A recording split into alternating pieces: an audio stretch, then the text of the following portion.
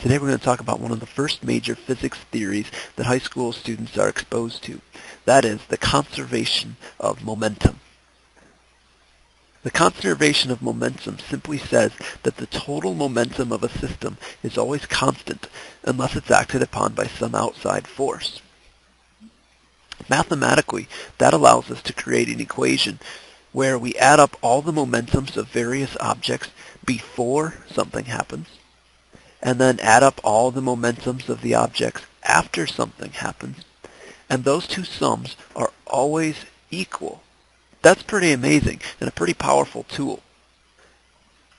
Typically, the something happens that I described is a type of collision, and there are lots of different types of collisions. The most common type of collision is what you might expect from, say, a billiard ball striking another billiard ball, or a car running into another car at the bumper of cars. These are examples of what we usually call elastic collisions. But that's just one category of many different types of collisions. Another type of collision is what I consider a separate and then together collision. This is when two objects start off as separate things, but after they collide, they become one object. This happens more often than you might think. It could happen on a road with two cars that kind of crush and move off together. It happens on the football field all the time when a running back and a linebacker collide and the two of them kind of move off either forward, down, or maybe not at all. And it happens anytime that you catch an object. Then you and the ball that was thrown to you move off together unless you're acted upon by some force, like the friction between your shoes and the ground.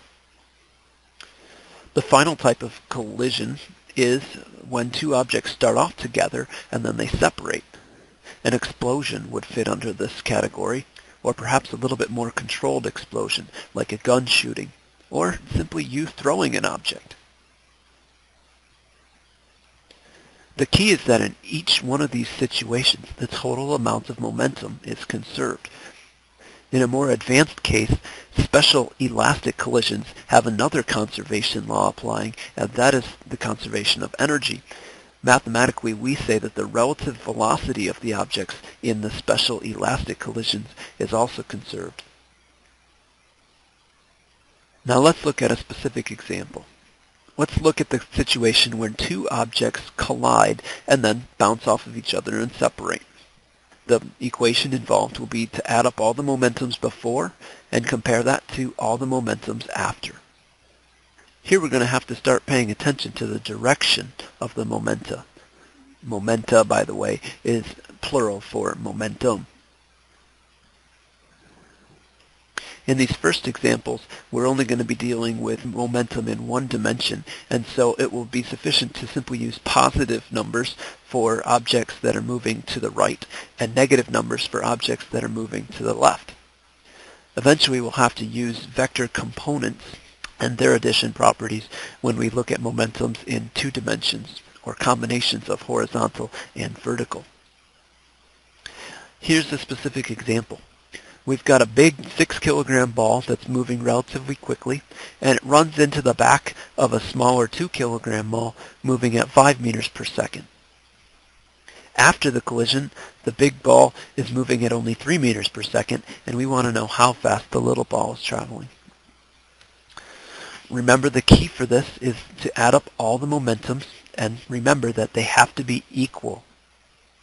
So, the momentum of the first ball plus the momentum of the second ball before the collision is going to have to equal the momentum of the first ball plus the momentum of the second ball after the collision. Momentum is mass times velocity. So the mass of the first ball is 6, and its velocity is 8 meters per second. The mass of the second ball is 2, and its velocity is 5 meters per second. The mass of the big ball, again, is 6, and its velocity after the collision is only 3 meters per second. And the little ball, its mass is 2, and its velocity after the collision is what we're looking for. This is simply 48 and 10 for a total of 58 kilogram meters per second before the collision has to equal 18 plus 2v. Subtracting 18 from both sides gives us 40 is equal to 2v. A quick division, and we get that the velocity of the second ball after the collision must have been 20 meters per second.